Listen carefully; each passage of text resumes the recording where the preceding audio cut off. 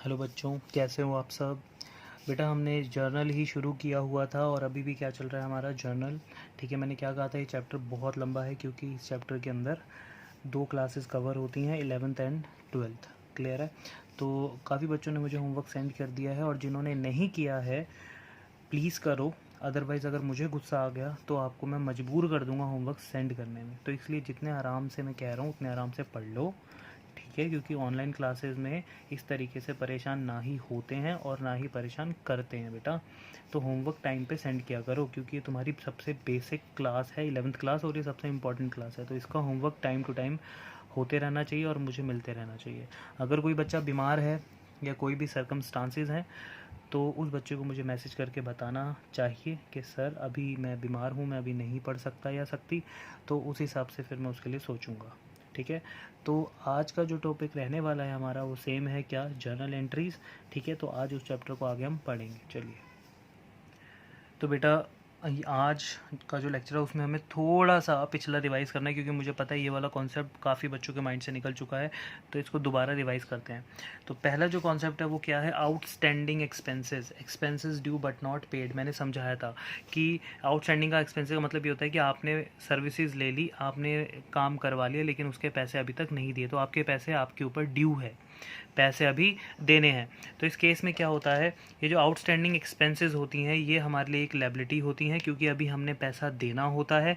ठीक है। और एक्सपेंसेस, खर्चा तो हम कर चुके हैं ना, सर्विसेज हम ले चुके हैं, सर्विसेज ले ली, खर्चा कर लिया, तो एक्सपेंसेस तो हमारे बढ़ ही रहे हैं। तो एक्सपेंसेस जब भी बढ़ेंगे वो डेबिट, ये तो आप सबको पता है। हाँ, पैसा नहीं दिया, अगर पैसा दिया होता तो यहाँ पे कैश आ जाता और कैश हो जाता, एसेट हो जाती कम, लेकिन पैसा दिया नहीं तो ये जो एक्सपेंसेस है इनका पैसा क्या है, अभी आउटस्टैंडिंग है। तो आउटस्टैंडिंग एक्सपेंसेस का मतलब लायबिलिटी की पैसा अभी हमें देना है, expenses due but not paid. तो इसकी जर्नल एंट्री क्या होगी, expenses account debit to outstanding expenses account. Clear है, लायबिलिटी बढ़ा दी, एक्सपेंस बढ़ा दिया। दूसरा, प्रीपेड एक्सपेंसेस क्या समझाया था कि advance expenses paid in advance, advance में एक्सपेंसेस को पे कर देना। इसके मैंने 2 तरीके समझाए थे। प्रीपेड एक्सपेंसेस क्या होता है, प्रीपेड एक्सपेंसेस हमारे लिए एक एसेट होता है, मैंने इसका एग्जांपल भी दिया था। प्रीपेड का मतलब एडवांस में आपने अभी तक सर्विसेज ली नहीं है और उसका पैसा आपने पहले ही दे दिया। अगर सामने वाला बंदा आपको सर्विस नहीं देता या उसकी कंपनी बंद हो जाती है या बिज़नेस में लॉस हो जाता है, वो आपको सर्विस नहीं दे पा रहा, तो आप क्या करोगे, आपने जो उसे एडवांस में पैसा दिया है आप उसे वापस ले लोगे ना, है ना। तो इसलिए प्रीपेड एक्सपेंसेस को, अगर हमने एडवांस दिया है किसी भी एक्सपेंस का, तो हम उसको अपनी एसेट मानते हैं क्योंकि उससे पैसा वापस मिल सकता है। तो प्रीपेड, प्रीपेड मतलब पहले पे करना, क्या पे करेंगे, कैश। तो दूसरा इफेक्ट हमारा पड़ता है, हमारा जो कैश है वो कम हो जाता है। इसका टीचर्स, मैंने उस पहले ही आपको बताया था कि टीचर्स इसका एक अल्टरनेटिव भी करवाते हैं। अल्टरनेटिव क्या होता है कि या तो आप इस तरीके से करो या फिर आप इस तरीके से। तो कुछ कुछ जर्नल एंट्रीज़ में ये माना जाता है कि जैसे मान लो आपने अपने ऑफिस का रेंट दिया इस महीने का, इस महीने के साथ साथ आपने अगले महीने का भी रेंट दे दिया या नेक्स्ट ईयर का भी आपने रेंट इसी साल दे दिया। तो नेक्स्ट ईयर का रेंट आपने अगर इसी साल दिया है तो that is your prepaid expenses. बहुत ध्यान से सुनना, नेक्स्ट ईयर का रेंट भी आपने करंट ईयर में दे दिया, मतलब इसी ईयर में दे दिया। तो रेंट देना एक एक्सपेंस है ना, लेकिन रेंट पहले ही देना डेट से, that is prepaid expense, पहले पे कर दिया गया एक्सपेंस। तो वो ये कहते हैं कि भैया अगर आपने प्री पे कर दिया, पहले पे कर दिया, तो आपका जो फ्यूचर का एक्सपेंस है, जो अगले साल आपको रेंट भरना पड़ेगा, अब एडवांस की वजह से वो अगले साल आप नहीं भरोगे। तो अगले साल का जो एक्सपेंस है वो प्री पेड, एडवांस देने की वजह से वो कम हो गया। तो इसलिए एक एंट्री क्या बनती है, prepaid expenses account debit to expenses account. वो अगले साल के जो एक्सपेंसेस होते हैं उनको हम क्या मान देते हैं, क्या मान लेते हैं, कम हो गए, वो हमारे एक्सपेंसेस क्या हो गए, कम। तो इसलिए एंट्री क्या होती है, prepaid expenses account debit to cash, या फिर आप क्या मान सकते हो, टू एक्सपेंसेस अकाउंट। मैंने दोनों के ही रीज़न बता दिए। और प्रीपेड के बाद क्या आता है, एक्रूड इनकम। एक्रूड और आउटस्टैंडिंग एक ही बात है, मैंने पहले भी समझाया था। आउटस्टैंडिंग वर्ड यूज़ होता है एक्सपेंसेस के लिए, एक्रूड वर्ड यूज़ होता है इनकम के लिए। ठीक है। तो एक्रूड इनकम का मतलब income earned but not received, ऐसा पैसा जो आप कमा चुके हो वो अभी तक रिसीव नहीं हुआ। मैंने एग्जांपल दिया था अपने ऊपर, जैसे मेरी फ़ीस मैंने आप सबको पढ़ा दिया लेकिन अभी तक मेरी कुछ बच्चों ने फ़ीस नहीं दी है, तो सिंपल है। तो वो मेरे लिए क्या है, एक्रूड इनकम, आउटस्टैंडिंग इनकम, लेकिन आउटस्टैंडिंग वर्ड किसके साथ यूज़ होगा? सिर्फ एक्सपेंसेस के साथ। एक्रूड किसके साथ यूज़ होगा 11th क्लास में? इनकम के साथ। तो एक्रूड, अब मेरे को मेरी फ़ीस अभी मिली नहीं है, लेकिन मैं कमा तो चुका हूँ, मेरी इनकम तो हो चुकी है ना? इनकम हो चुकी है यानी रिवेन्यू बढ़ चुका है। इनकम किस में आती है? रिवेन्यू में। रिवेन्यू बढ़ता है क्रेडिट। क्या पैसा मिला? नहीं। मिलेगा? हाँ। तो जिस चीज़ से भी पैसा मिलना हो वो एसेट होता है। तो एक्रूड इनकम क्या है हमारे लिए? एसेट। अब इनकम में कुछ भी हो सकता है बेटा, एक्रूड इंटरेस्ट हो सकता है, एक्रूड रेंट हो सकता है, एक्रूड सैलरी हो सकता है, कुछ भी हो सकता है इनकम में, ठीक है। तो एंट्री क्या हो जाएगी? Accrued income account debit to income. Clear है? नेक्स्ट देखो, अब बेटा नेक्स्ट देखो एडवांस इनकम। एडवांस इनकम में कह रहा है कि क्या होता है? इनकम रिसीव्ड इन एडवांस, इसको हम अनअर्नड इनकम भी कहते हैं। अनअर्नड का मतलब जो कमाई नहीं गई। तो एडवांस इनकम जो है वो क्या है हमारे लिए? एक लायबिलिटी है भैया, सीधी सी बात है। अगर मैं आपसे इस महीने आपको पढ़ा रहा हूँ, इस महीने की फ़ीस ली मैंने, अगले इस महीने की फ़ीस के साथ साथ मैं आपसे अगले 2 महीने की फ़ीस भी ले लेता हूँ। सर हम तो नहीं देंगे, मैं ले लेता हूँ, मान लो, ठीक है बेवकूफ़। अगर मैंने आपसे अगले आने वाले 2 महीने की फ़ीस ले ली और मैं कह रहा हूँ कि बेटा अब मैं संन्यास ले रहा हूँ, मैं ना मोह माया छोड़ चुका हूँ, मुझे पैसों से कुछ लेना देना नहीं है और मैं ट्यूशन नहीं पढ़ा रहा, तो कुछ बच्चे कहेंगे सर ठीक है आपको पैसों से कोई मोह माया नहीं है, हमें कोई प्रॉब्लम नहीं है, आपने जो हमारी 2 महीने की फ़ीस एडवांस ली है ना वो वापस कर दो। अब बताओ, तो मेरे को करनी पड़ेगी क्योंकि मैंने तुम्हें सर्विसेज दी ही नहीं है। वो इनकम जो मैं तुम्हें सर्विसेज दे के अपनी इनकम बना सकता था वो मैंने सर्विसेज दी नहीं, है ना? तो मुझे वो पैसा तुम्हें वापस करना पड़ेगा क्योंकि मैंने वो एडवांस लिया था, ठीक है ना? तो इसलिए कहते हैं कि जो एडवांस में इनकम हम लेते हैं वो हमारी इनकम नहीं होता है, वो हमारी एक लायबिलिटी होता है। इनकम जब बनेगा जब हम आपको सर्विसेज दे देंगे, है ना? तो एडवांस इनकम मेरे लिए क्या है? एक लायबिलिटी है। काम नहीं करा मैंने, पैसा ले रखा है। लायबिलिटी जब भी इंक्रीज होती है क्रेडिट होता है। और क्या ले रखा है मैंने आपसे? एडवांस में पैसा। तो दूसरा इफेक्ट किस पे पड़ेगा? कैश। कैश क्या है? मेरी एसेट। एसेट बढ़ेगी डेबिट। तो इसकी एंट्री क्या होती है? Cash account debit to advance income. ये पहले भी मैं आपको बहुत अच्छे से समझा चुका हूँ, ये दोबारा मैंने रिवाइज करवाया। उसके बाद हम किसकी बात कर रहे थे? Depreciation charge on fix asset. पहले भी बताया था डेप्रिसिएशन का मतलब अपनी फिक्स एसेट को जब हम यूज़ करते हैं, उसको यूज़ करने पे जब उसकी वैल्यू कम हो जाती है उसको हम क्या बोलते हैं? डेप्रिसिएशन। वो हमारे लिए एक क्या होता है? एक्सपेंस, ठीक है, जिसकी वजह से किसकी वैल्यू कम होती है? हमारी फिक्स्ड एसेट की। जैसे फर्नीचर, व्हीकल, बिल्डिंग, मशीनरी, है ना, इन सबको यूज़ करते हो, उनकी वैल्यू क्या होती है? डाउन। किसकी वजह से? डेप्रिसिएशन। डेप्रिसिएशन क्या है? एक लॉस। तो डेप्रिसिएशन अकाउंट डेबिट, लॉस बढ़ गया हमने डेबिट कर दिया। To fixed assets account, asset कम हो गई हमने क्रेडिट कर दी, ठीक है। अब देखो टॉपिक एक और, डिस्काउंट या फिर फुल सेटलमेंट। डिस्काउंट बोलो या फिर फुल सेटलमेंट बोलो, बात एक ही है। डिस्काउंट और फुल सेटलमेंट का मतलब ये होता है कि भैया जब आप गुड्स खरीद रहे हो या बेच रहे हो तो उस केस में हमारा आता है डिस्काउंट। गुड्स जब आप बेचोगे किसी को, जब आप गुड्स बेचते हो तो उससे पैसे लेने होते हैं और जिस इंसान से हमें पैसे लेने होते हैं हम उसको करते हैं डिस्काउंट अलाउ, यानी हम उसे देते हैं। मैंने पहले भी पढ़ाया हुआ है। डिस्काउंट अलाउ करना हमारे लिए एक लॉस होता है। सीधी सी बात है, आपने एक इंसान से लेने हैं मान लो 9,000 रुपये, आप उसको कह रहे हो कि भैया अगर तू अभी पेमेंट कर रहा है या हमें पैसे देगा तो हम तुझे डिस्काउंट दे देंगे, हम 8,500 रुपये दे दियो। हम 500 रुपये का क्या दे रहे हैं? डिस्काउंट दे रहे हैं। तो डिस्काउंट देना हमारे लिए क्या होता है? एक एक्सपेंस यानी लॉस। लॉस बढ़ता है तो डेबिट। तो डिस्काउंट अलाउड हमेशा क्या होता है? डेबिट, ठीक है। अब देखो यहाँ पे डिस्काउंट क्या है? ये रिसीव्ड। Discount received. अब डिस्काउंट अलाउ अगर एक लॉस है तो डिस्काउंट रिसीव यानी डिस्काउंट मिलना हमारे लिए क्या है? एक रिवेन्यू, इनकम। हमने किसी से गुड्स खरीदे, हमने किसी से गुड्स खरीदे उधार, अब हमने उसको पैसे देने हैं, या फिर हमने किसी से गुड्स खरीदे पैसों में। तो 10,000 के गुड्स हैं, हमने कहा भैया कुछ डिस्काउंट दे दो यार, तो उसने कहा ठीक है 10,000 के गुड्स हैं, आप 9,500 रुपये दे दो। 500 रुपये उस इंसान ने हमें क्या दिया? डिस्काउंट दिया। 10,000 की चीज़ को हम 9,500 रुपये में लेकर आए तो 500 रुपये हमें डिस्काउंट रिसीव हुआ। डिस्काउंट रिसीव्ड क्या होता है हमारे लिए? रिवेन्यू। रिवेन्यू जब भी इंक्रीज़ होता है वो हमेशा क्या होता है? क्रेडिट। अब डिस्काउंट के क्वेश्चंस मैं करवाऊंगा तो और ज़्यादा क्लियर हो जाएगा कब इसको डेबिट में लिखना है और कब इसको क्रेडिट में लिखना है, ठीक है बेटा। अब क्या करेंगे, इन जितनी भी हमने ये अभी ट्रांजेक्शन्स पढ़ी हैं अब इनके ऊपर क्या करेंगे? क्वेश्चंस। चलिए तो बेटा डिस्काउंट का है पहला क्वेश्चन। तो डिस्काउंट पे देखो, कैसे इसकी ट्रांजेक्शन आती है, जैसे sold goods to Steve ₹10,000 and allowed him discount 10% discount, payment received through cheque. कह रहे कि हमने स्टीव को गुड्स सेल किया है 10,000 रुपयों का, ठीक है, 10,000 रुपये का हमने गुड्स सोल्ड किया है और हमने उसको 10% डिस्काउंट भी दिया है, और जो हमें स्टीव ने पेमेंट दी है वो चेक के थ्रू दी है। तो अगर आप 10,000 का 10% निकालोगे तो डेट इज ₹1000, ठीक है, 1000 रुपीज़ होता है। तो 1000 रुपीज़ आप 10,000 में से उसको डिस्काउंट दे रहे हो और 9,000 जो वो पेमेंट कर रहा है वो आपको कर रहा है चेक के थ्रू, तो आपको चेक मिल रहा है। चेक मिलना एक एसेट मिलना होता है और एसेट का बढ़ना हमारे लिए होता है डेबिट। तो सबसे पहले हम यहाँ पे लिखते हैं बैंक अकाउंट डेबिट, क्योंकि हमारी एसेट इंक्रीज हुई है इसलिए हमने डेबिट किया। आपको जो चेक मिल रहा है वो मिल रहा है 10,000 में से 9,000 रुपयों का, और आपने 1,000 रुपये जो है वो क्या दिया है उसको डिस्काउंट। डिस्काउंट देना एक एक्सपेंस माना जाता है, और एक्सपेंसेस जब भी इंक्रीज करते हैं, लॉसेस जब भी इंक्रीज करते हैं वो हमेशा डेबिट होते हैं, ये रूल कहता है।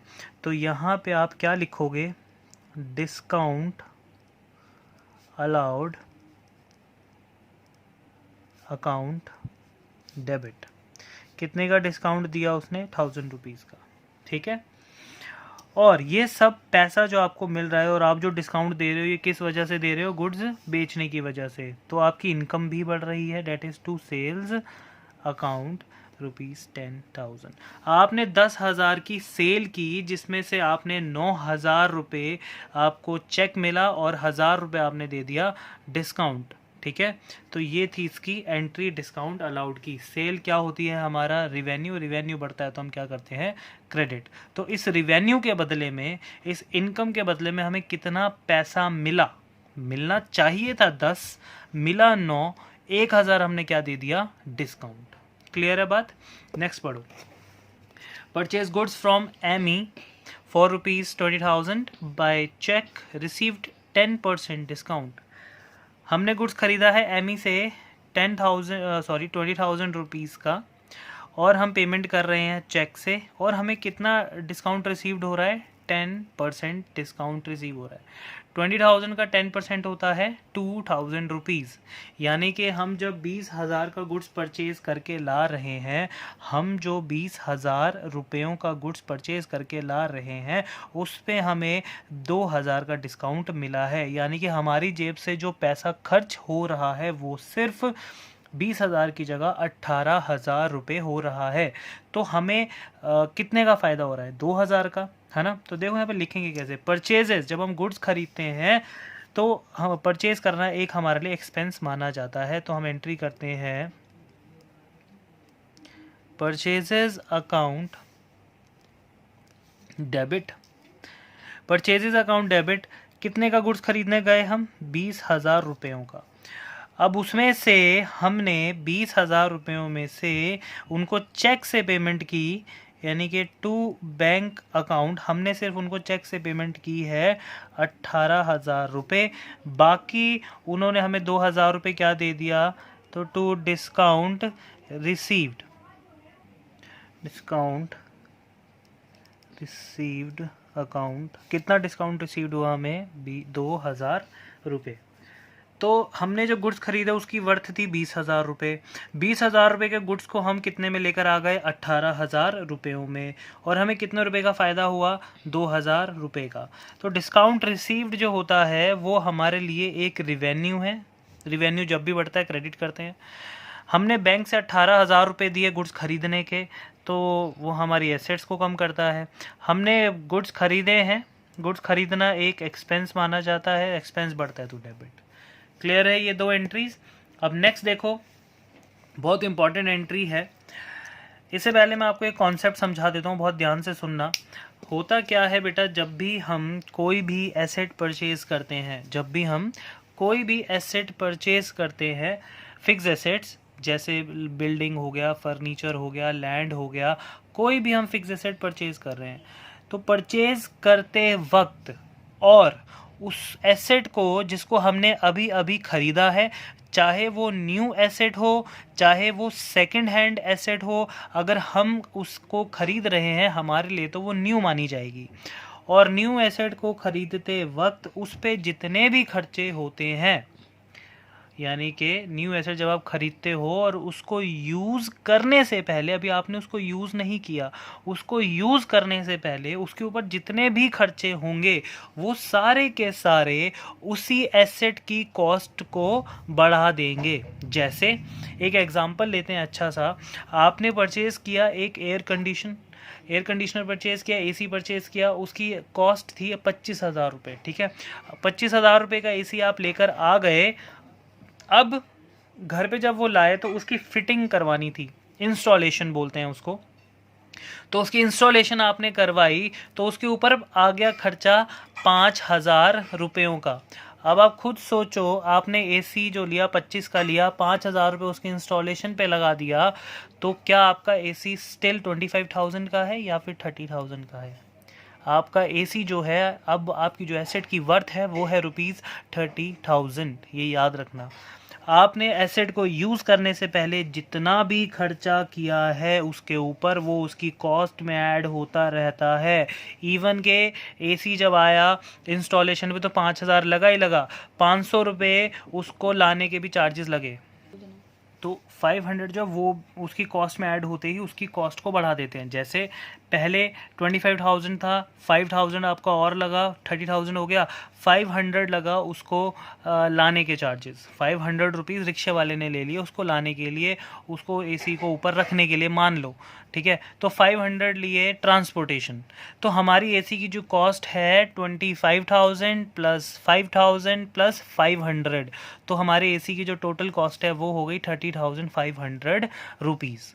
तो ये एसी की कॉस्ट है, उसके अंदर जो भी आप खर्चा कर रहे हो एसी को लगाने से पहले वो सारा का सारा उसमें ऐड होता रहेगा, एसेट की वैल्यू बढ़ती रहेगी। ये अकाउंट्स का रूल होता है, ठीक है। समझ आती है ये वाला समझ आ गया ये वाला कॉन्सेप्ट कि जब भी कोई एसेट खरीदो, खरीदने से पहले यूज़ करने से पहले उसके ऊपर जितने भी खर्चे होते रहेंगे वो उसी एसेट की कॉस्ट में ऐड ऑन होते रहेंगे, मतलब हमारी एसेट बढ़ती रहेगी। क्लियर है? तो देखो इसके ऊपर एक क्वेश्चन कह रहे purchased machinery for ₹1 lakh on 1 April 2020 by cheque. हमने 1 लाख की मशीन खरीदी है एंड ऑन सेम डे, ये थोड़ा, and on same day spent ₹20,000 for his installation by cash. कह रहे कि भैया हमने मशीनरी तो खरीद ली 1 लाख की, हमने पेमेंट चेक से कर दी और उसकी इंस्टॉलेशन पे जो हमने स्पेंड किए उसकी इंस्टॉलेशन पे कितने 20,000 रुपये for is installation by cash. हमने उसको लगाने के 20,000 रुपये दिए जो कि दिए हमने कैश में। तो मशीनरी अभी यूज़ नहीं किया है, उसको ख़रीदा है और उसको लगाया है। तो अब हमारी मशीनरी की कॉस्ट 1 लाख नहीं है, मशीनरी की कॉस्ट कितनी है 20,000 रुपये।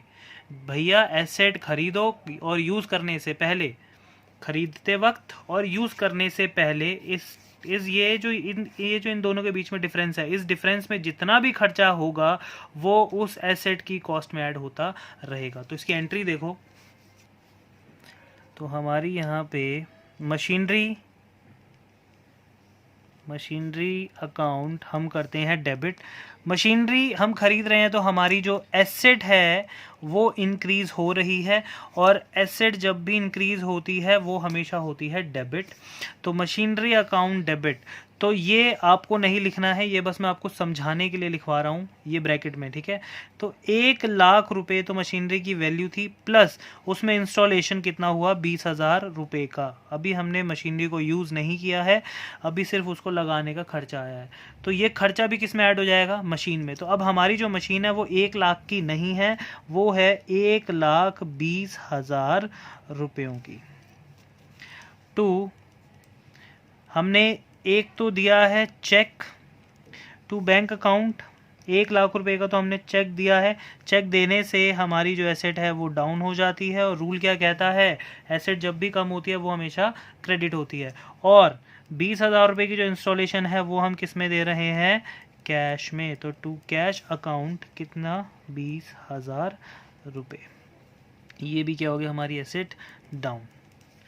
समझ आती है बात? तो ये कॉन्सेप्ट था, ठीक है। अब इसी के ऊपर थोड़े से और वो कर लेते हैं, क्वेश्चंस और क्लियर हो जाएगा। चलिए बेटा नेक्स्ट देखो, purchased building for ₹10 lakh by cheque and spent on its registration ₹2 lakh through cheque. कह रहे कि हमने बिल्डिंग खरीदी है 10 लाख रुपए की चेक से, और हमने उस बिल्डिंग को खरीदते वक्त जो उसका रजिस्ट्रेशन करवाया वो हुआ 2 लाख रुपए का, और वो भी हमने चेक से ही पे किया। तो अब बिल्डिंग खरीदते वक्त 10 लाख का तो उसका खुद का खर्चा था, और बिल्डिंग खरीदते वक्त उस पर और कितना खर्चा आया, 2 लाख रुपए और खर्चा आ गया। तो यानी कि अब हमारी जो बिल्डिंग की कॉस्ट है, बिल्डिंग का एसेट खरीद रहे हो, एसेट बढ़ जाएगी, तो एंट्री क्या हो जाएगी, बिल्डिंग अकाउंट डेबिट। अब मैं यहाँ ब्रैकेट में लिख रहा हूँ, आपको नहीं लिखना। 10 लाख प्लस 2 लाख कितना हुआ, ये टोटल 12 लाख रुपए की हमारी जो है ये एसेट होती है बिल्डिंग। और एसेट जब भी बढ़ती है वो हमेशा क्या होती है, डेबिट टू। और हम पेमेंट किससे कर रहे हैं, दोनों पेमेंट हमने चेक से की है, तो हमारा जो बैंक अकाउंट है वो डिक्रीज हुआ है, यानी एसेट हमारी कम हुई है। और एसेट कितने से कम हुई है, 12 लाख रुपयों के साथ। तो बिल्डिंग खरीदते वक्त, बिल्डिंग भी एक फिक्स एसेट है, फिक्स एसेट खरीदते वक्त जो भी खर्चा हुआ वो उस एसेट की कॉस्ट में मैंने ऐड कर दिया, ठीक है। तो एक एसेट बढ़ी, एक एसेट कम हुई, पैसा चला गया, बिल्डिंग आ गई। क्लियर है? नीचे देखो, कह रहे परचेज्ड टिम्बर, टिम्बर मतलब लकड़ी 50,000 की, सीमेंट 1 लाख का, ब्रिक 50,000 की, इलेक्ट्रिकल फिटिंग्स 50,000 की, etcetera for construction of building, amount paid through cheque. हमने ये जो सारा सामान खरीदा है ये हमने खरीदा है अपनी बिल्डिंग बनाने के लिए। अब मैंने आपको अभी क्या समझाया, अब इसमें कुछ बच्चे यहाँ पे कंफ्यूज हो जाते हैं, वो सोचते हैं कि ये सब खरीद रहे हैं तो ये सब हमारा खर्चा हो रहा है, तो वो क्या एंट्री करते हैं, timber account debit, cement account debit, bricks account debit, fittings account. ऐसा नहीं है, आपको ये सोचना है, मैंने क्या कहा था, एक्सपेंसेस वो होता है वो खर्चा जो एक बार हो जाए और दोबारा आपके जेब में वो पैसा हट के ना आए। अगर आप अपने एम्प्लॉयज़ को सैलरी देते हो तो वो आपके लिए बिल्डिंग नहीं बना के देते हैं, वो जस्ट आपके लिए काम करते हैं। लेकिन अगर आपने इन सब चीज़ों पे खर्चा किया है और उस खर्चे के आगे लिखा है कि हम ये सारी चीज़ें बिल्डिंग के लिए खरीद रहे हैं, तो बिल्डिंग आपके लिए क्या है, एक खर्चा या फिर एक एसेट, एसेट है ना बिल्डिंग। तो वो ये सारी चीज़ें खरीद कर क्या बनाने जा रहे हैं, बिल्डिंग। और मैंने क्या कहा था, कोई भी एसेट खरीदो उसके ऊपर जो भी खर्चा करो वो उसी की कॉस्ट में ऐड होता है। तो यहाँ पे आप बिल्डिंग बनाने जा रहे हो और उसके ऊपर ये सब खर्चे कर रहे हो, तो ये सारे खर्चे किसके अंदर माने जाएंगे, बिल्डिंग के अंदर। तो इसकी एंट्री क्या हो जाएगी, building account debit, building account debit. अब खर्चे क्या क्या है देखिए, टिम्बर के 50,000, ये आपने लिखना नहीं है, मैं सिर्फ समझाने के लिए लिखवा रहा हूँ, प्लस 1 लाख रुपए सीमेंट के, प्लस ब्रिक के कितने 50,000, प्लस इलेक्ट्रिकल फिटिंग्स कितने की है 50,000। अब इन सब को आप टोटल कर सकते हो, तो इन सब का टोटल है 2,50,000 रुपीज़, ठीक है, ये सब ऐड करके। और हम ये सब दे रहे हैं चेक से, तो हमारी जो एसेट है वो हो रही है डाउन, यानी कि बैंक कितने रुपए से कम हो रहा है, बैंक 2.5 लाख रुपए से, ठीक है। तो building account debit to bank account, ठीक है। अब नेक्स्ट देखो, ये तो नेक्स्ट एंट्री देखो, वेजेस आउटस्टैंडिंग ₹5,000। एक मिनट, उससे पहले एक काम करो, ये जो बीइंग है ये मैं लिखवा नहीं रहा हूँ, बिकॉज मैं अभी जब क्वेश्चन करूँगा उसमें बता भी दूंगा, लेकिन आप सबको बीइंग की नॉलेज अब तक हो जानी चाहिए, क्योंकि आपने अकाउंटिंग इक्वेशन में भी ट्रांजेक्शन्स लिखी हैं काफ़ी। लेकिन बीइंग में प्लीज़ अपना दिमाग ज़रूर लगाइए, क्योंकि बच्चे जो होमवर्क सेंड कर रहे हैं वो बीइंग बहुत अच्छा लिख रहे हैं, मैं पढ़ रहा था। तो यहाँ पे आप क्या लिख सकते हैं अगर इसका बीइंग आप लिखेंगे, तो being timber, cement, bricks and electrical fittings purchased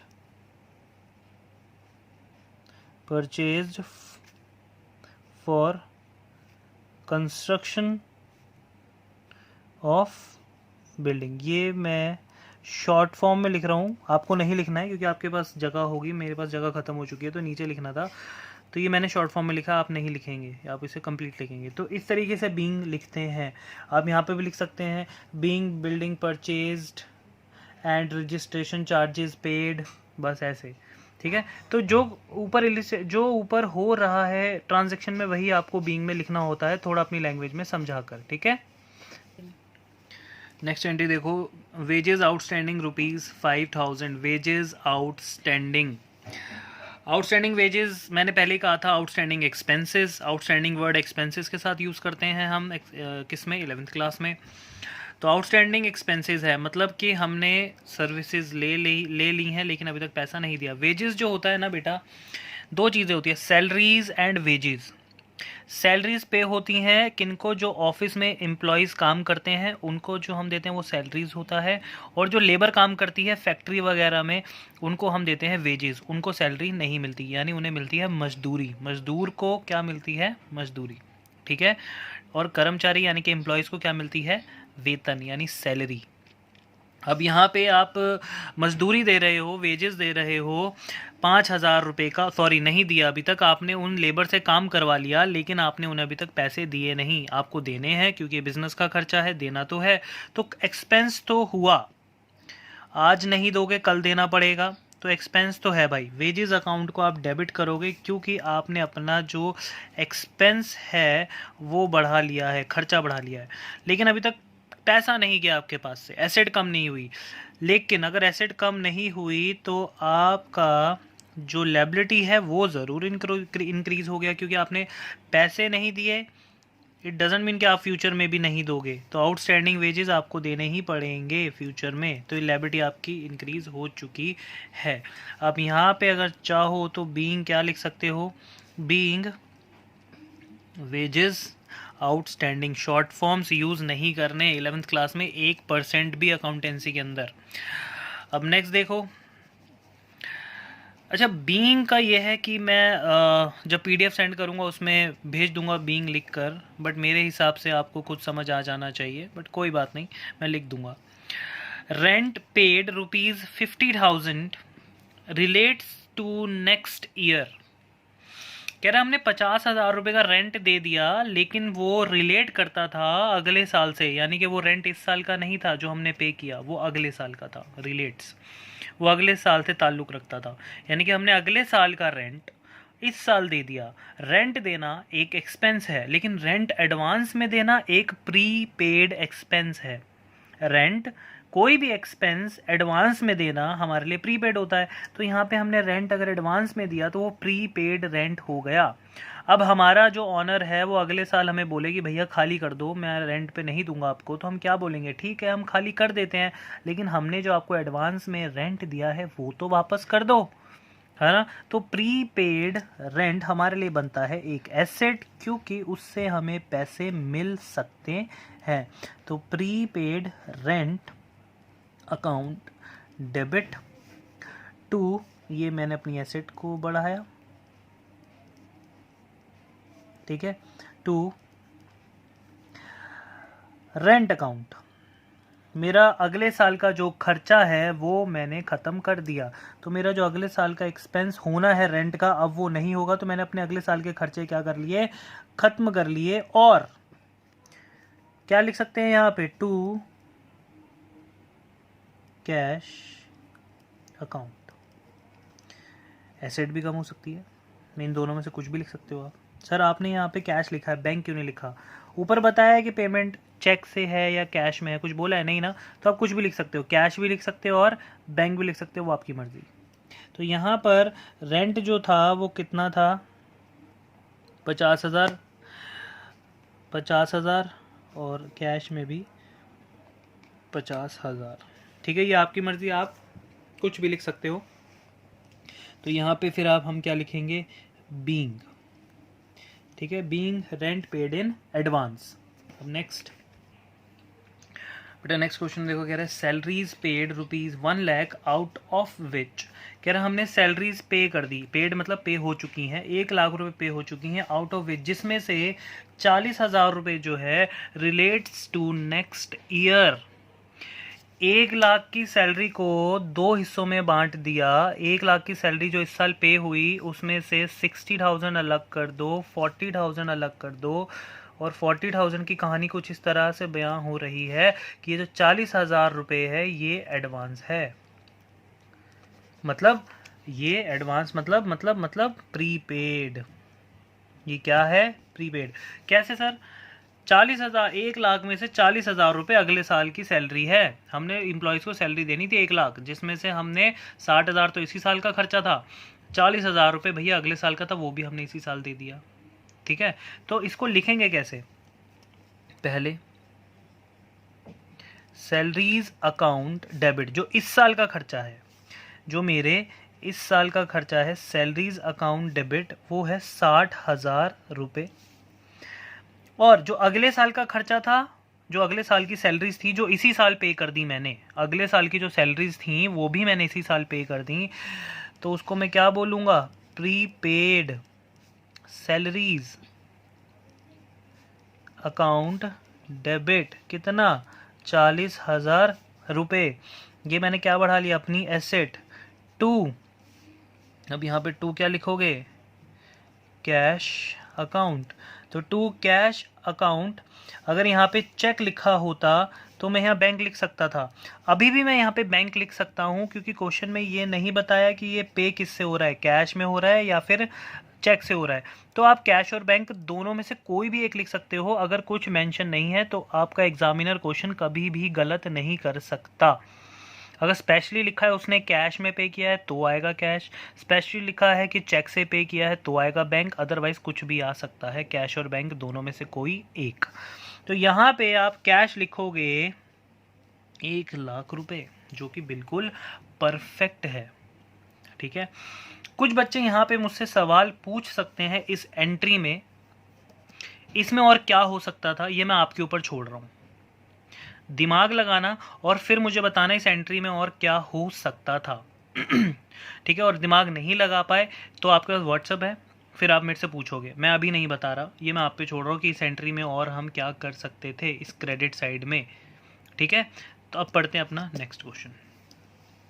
commission ₹5,000 is due for current year. जो बच्चे बता देगा मुझे पता पड़ जाएगा कि वो अकाउंट्स में दिमाग लगा रहा है। जिसका ये बिल्कुल करेक्ट हुआ, ठीक है, तो उसको काफ़ी हद तक चीज़ें बहुत अच्छे से जर्नल समझ आने लग गया है।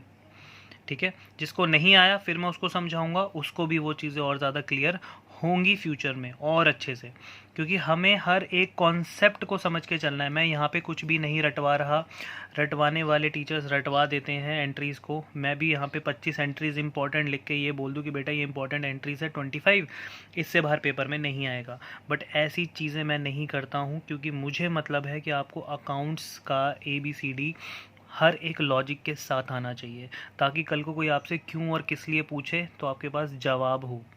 ठीक है ना। नेक्स्ट क्वेश्चन में कह रहा है commission ₹5,000 is due for current year. कह रहे हैं कि कमीशन थी हमारी 5,000 रुपये की, है ना, वो ड्यू थी, यानी अभी हमने पे करनी है कि नहीं है। तो ये भी एक लैंग्वेज है, तो कमीशन पे करना एक एक्सपेंस होता है, लेकिन अभी तक हमने पे की नहीं है, करनी है, तो भैया वो हमारे लिए क्या बन गया? आउटस्टैंडिंग एक्सपेंस, क्योंकि आपने काम करवाया होगा, ठीक है, उससे कमीशन बेसिस पे, तो कमीशन अभी तक आपने दी नहीं है, काम करवा लिया, तो भैया कमीशन अगर नहीं दी है तो देनी तो है। अब आपके लिए कमीशन जो है एक एक्सपेंस है, खर्च, काम तो करवा लिया भैया कमीशन बेसिस पे, तो कमीशन तो स्टैंड हो गई है, एक्सपेंसेस तो इंक्रीज हो गए हैं, तो कमीशन अकाउंट डेबिट टू, यहाँ पे क्या आएगा? Out standing commission, outstanding commission account debit. ठीक है, तो यहाँ पे कमीशन एक एक्सपेंस है क्योंकि वो ड्यू है, ड्यू मतलब पे करनी है कि नहीं है, तो भैया पे करनी है, इट मीन्स आज नहीं तो कल पे तो करोगे। ठीक है, तो एंट्री क्या हो जाएगी? एक्सपेंसेस को बढ़ा दो, कमीशन तुम्हारा खर्चा है, तुमने बढ़ा दिया, लेकिन उसके बदले में अभी पैसा नहीं गया तो फ्यूचर में जाना तो है, तो तुम्हारी लायबिलिटी भी बढ़ गई। ठीक है, अब नेक्स्ट देखो, इंश्योरेंस प्रीमियम पेड, कह रहे कि इंश्योरेंस प्रीमियम हमने पे किया, कितने का पे किया, 20,000 रुपये का, आउट ऑफ विच, जिसमें से 5,000 रुपये इज अनएक्सपायर्ड इंश्योरेंस। ये जो लैंग्वेज होती है ना बेटा, अनएक्सपायर्ड इंश्योरेंस, इसका मतलब होता है प्रीपेड इंश्योरेंस। इसका मतलब क्या होता है, प्रीपेड। अनएक्सपायर का मतलब जो अभी एक्सपायर हुआ नहीं है, मतलब जो अभी यूज़ नहीं हुआ है, एक्सपायर नहीं हुआ। एक्सपायरी का मतलब क्या होता है, वो चीज़ खत्म। ठीक है, अनएक्सपायर्ड मतलब अभी उस चीज़ की वैलिडिटी है, वो ख़त्म नहीं है। तो कह रहे हैं हमने इस साल 20,000 रुपये का जो इंश्योरेंस प्रीमियम दिया, उसमें से 5,000 रुपये अनएक्सपायर्ड था। अनएक्सपायर्ड का मतलब होता है नेक्स्ट ईयर का प्रीपेड। तो यहाँ पे 20,000 रुपयों को दो चीज़ों में उन्होंने बांट दिया। 20,000 रुपीज़ को एक बांट दिया 15,000 रुपये में और एक बांट दिया 5,000 रुपये में।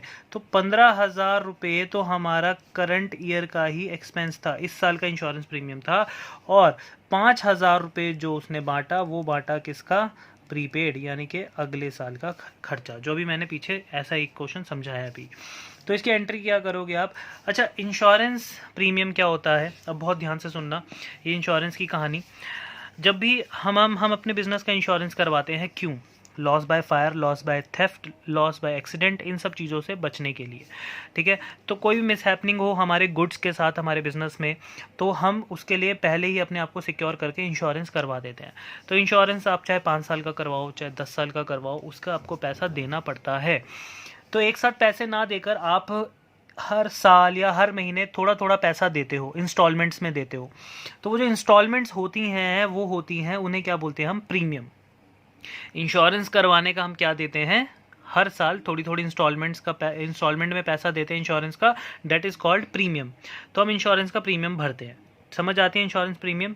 तो इंश्योरेंस प्रीमियम जो होता है वो हमारे लिए एक एक्सपेंस है। उसका रीज़न ये है, भैया आप अगर अपने बिजनेस का इंश्योरेंस करवा रहे हो और आप मान लो 5 साल का इंश्योरेंस आपने करवाया, 5 साल के बाद वैलिडिटी ख़त्म। तो इट डजंट मीन कि 5 साल तक अगर आपके बिजनेस में कोई चोरी नहीं हुई, आग नहीं लगी या फिर कोई एक्सीडेंट नहीं हुआ गुड्स के साथ, तो आपको वो पैसा वापस मिलेगा। इसका मतलब ये नहीं होता, पैसा आपको कभी भी वापस नहीं मिलेगा, क्योंकि वो आपको 5 साल तक सिक्योरिटी प्रोवाइड करवा रहे थे, वो आपके गुड्स की रक्षा कर रहे थे, तभी आप बहुत आराम से अपना बिजनेस चला रहे थे, आपको कोई टेंशन नहीं थी। तो 5 साल तक जो आपको सिक्योरिटी देते, उसका पैसा वो प्रीमियम में ले रहे हैं। तो आपको कभी भी जब आप बिजनेस को इंश्योर्ड करवाओगे, उसका इंश्योरेंस करवाओगे तो उसका जो भी आप प्रीमियम भरोगे वो आपको वापस नहीं मिलेगा। इसलिए इंश्योरेंस प्रीमियम हमारे लिए क्या होता है, एक एक्सपेंस। तो यहाँ पर एंट्री हो जाती है इंश्योरेंस प्रीमियम अकाउंट डेबिट, फिर prepaid insurance premium account debit to cash account, या फिर बैंक पे लिख सकते हो क्योंकि ऊपर बताया नहीं है कैश है किस में से। तो डेबिट 15,000 रुपये तो इस साल का एक्सपेंस है, तो हमने इस साल का खर्चा बढ़ा दिया 15,000 रुपये। 5,000 रुपये एडवांस है, प्रीपेड क्या होता है, एसेट, तो हमने अपनी एसेट को बढ़ा दिया। 20 में से 15,000 रुपये इसी साल का है और 5,000 अगले साल का। सर आपको कैसे पता, क्वेश्चन में लिखा है 5 इज़ अनएक्सपायर्ड। ठीक है, टू कैश कितना चला गया हमारे पास से, 20,000 रुपये का। ठीक है, अब इसमें और क्या हो सकता है इस एंट्री में, क्रेडिट साइड पे और कोई इसमें आप कॉन्सेप्ट क्या इसमें ऐड कर सकते हो, मैंने समझाया है तो वो मुझे आप खुद बताओगे। तो उसके बाद देखो एक्रूड कमीशन मतलब एक्रूड इनकम। एक्रूड वर्ड किसके साथ लगता है, इनकम के साथ। आउटस्टैंडिंग वर्ड किसके साथ लगता है, किसके साथ, आउटस्टैंडिंग वर्ड एक्सपेंसेस के साथ। तो एक्रूड कमीशन मतलब income earned but not received. तो एक्रूड कमीशन हमारी भैया एक एसेट होता है, क्योंकि पैसा आज नहीं मिला, कल नहीं मिला, लेकिन एक दिन मिलेगा। तो एक्रूड कमीशन को हम डाल देते हैं एसेट अकाउंट में। 2, ये पैसा किसकी वजह से कमाया है हमने, अपनी इनकम। इनकम का नाम क्या है, commission. Commission account, accrued commission account debit to commission 5,000। 5,000 concept समझ में आ गया भैया। Accrued commission income earned but not received, income कमा चुके हैं, रिवेन्यू अपना बढ़ा चुके हैं, लेकिन उसके बदले में कैश नहीं आया। अगर कैश आ जाता तो यहाँ पे कैश अकाउंट डेबिट हो जाता, लेकिन आया नहीं है, इसका मतलब आएगा भी नहीं भैया, आएगा ज़रूर आएगा। तो हम उसको अभी किस में डाल रहे हैं, एक्रूड मतलब आउटस्टैंडिंग। आउटस्टैंडिंग वर्ड इसलिए नहीं लिखते क्योंकि ये क्या है, एसेट, एक्सपेंस के साथ यूज़ होता है क्या, आउटस्टैंडिंग। तो यहाँ पे क्या यूज़ होगा, एक्रूड। एक्रूड मतलब पैसा मिलेगा, और जिस चीज़ से भी पैसा मिलेगा वो क्या होती है, हमारी एसेट। ठीक है, चलिए अब करते हैं अपना नेक्स्ट। देखो नेक्स्ट में कह रहा है work done last year, commission for that not yet received ₹10,000। कह रहा है हमने पिछले साल एक काम किया था, उस काम की जो कमीशन है वो अभी तक हमें नहीं मिली। कमीशन हमें अभी तक नहीं मिली जो काम हमने पिछले साल किया था। पिछले साल काम किया, कमीशन नहीं मिली, इसका मतलब क्या हुआ, ये कमीशन क्या है, ये है एक income earned but not received. ऐसी इनकम जो हम कमा चुके हैं भैया, पिछले साल काम कर चुके हैं, कमीशन कमा चुके हैं, लेकिन अभी तक नहीं मिली। तो ये कौन सी कमीशन बन गई, अभी समझाया, एक्रूड कमीशन। बस यहाँ पे लैंग्वेज बदल गई, आपको कॉन्सेप्ट अपने माइंड में लाना ही पड़ेगा। तो कमीशन अभी तक नहीं मिली, कौन से साल की थी, पिछले साल के काम की थी। तो यहाँ पे हम लिखेंगे क्या, सेम वही, accrued commission account debit to commission account. Accrued कितने की है, 10,000। 10,000 पता है ना क्यों, एसेट बढ़ गई और रिवेन्यू बढ़ गया। ठीक है, चलिए नेक्स्ट। इसका बीइंग क्या होगा, बीइंग कमीशन नॉट रिसीव्ड। ठीक है, बस बहुत है इतना। कमीशन रिसीव्ड, अब ये पढ़ो, ये भी अच्छा है काफ़ी लैंग्वेज इसका। Commission received ₹10,000 for work done next year. अब एक बात बताओ, लैंग्वेज ध्यान से पढ़ो। कमीशन हमें मिल चुकी है, किसका, जो काम हमें करना है, कब, next year. Work will be done on next year, यहाँ पे विल बी डन ऑन आना था, मैं सही कर दूंगा। तो वर्क अगले साल जो काम होना है उसका कमीशन आपको अभी मिल गया, तो ये क्या हुआ, ये हुआ अनअर्न्ड इनकम, एडवांस इनकम। ऐसी इनकम जो आपने कमाई नहीं है, अभी आपने काम ही नहीं किया, आपको पैसा पहले मिल गया, तो आपने कमाया क्या, कमाया तो पैसा तब जाता है जब काम किया हो, है ना। तो यहाँ पे हमने काम नहीं किया लेकिन पैसा पहले ले लिया, that is our unearned income, advance income. तो एडवांस इनकम हमें क्या दे रही है, पैसा दे रही है। तो बैंक अकाउंट डेबिट, सर आपने बैंक लिख दिया, कैश क्यों नहीं लिखा, कुछ भी मेंशन नहीं है, मैं कुछ भी लिख सकता हूँ। ठीक है, मेंशन नहीं है कैश या चेक, तो मैंने बैंक ले लिया। तो बैंक अकाउंट डेबिट टू, क्या लिखूंगा यहाँ पे लायबिलिटी को बढ़ाते हुए, एडवांस कमीशन अकाउंट। एसेट को बढ़ाया क्योंकि पैसा मिला, साथ ही साथ मैंने अपनी लायबिलिटी को बढ़ाया क्योंकि काम नहीं किया, बस पैसा लिया।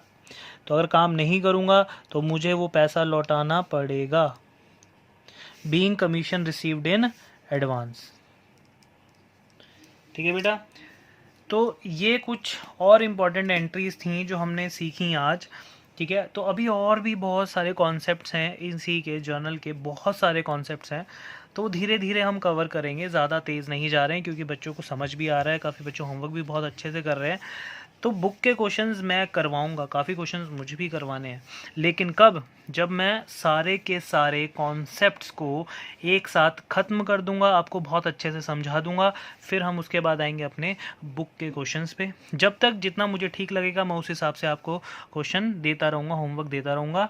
लेकिन फिर एक बार जब हम क्वेश्चन करने बैठेंगे तब आपको रियलाइज़ होगा कि आपने कितने सारे कॉन्सेप्ट्स पढ़कर इस चैप्टर को ऑलमोस्ट ख़त्म कर दिया है।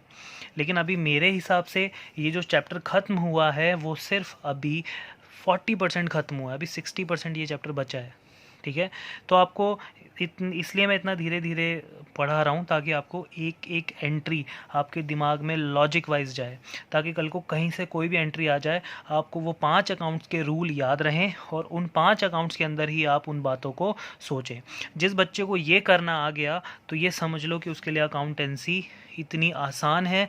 पूरे के पूरे 11th में अच्छे मार्क्स, पूरे के पूरे 12th में अच्छे मार्क्स और बहुत अच्छे मार्क्स। जिसको सिर्फ क्या समझ आ जाए, जर्नल, मैं प्रॉमिस कर रहा हूँ ये बात, जिसको जर्नल अच्छे से समझ आ गई उसके बहुत अच्छे मार्क्स हैं, क्योंकि पूरी की पूरी 11th और 12th किस पे है, जर्नल पे।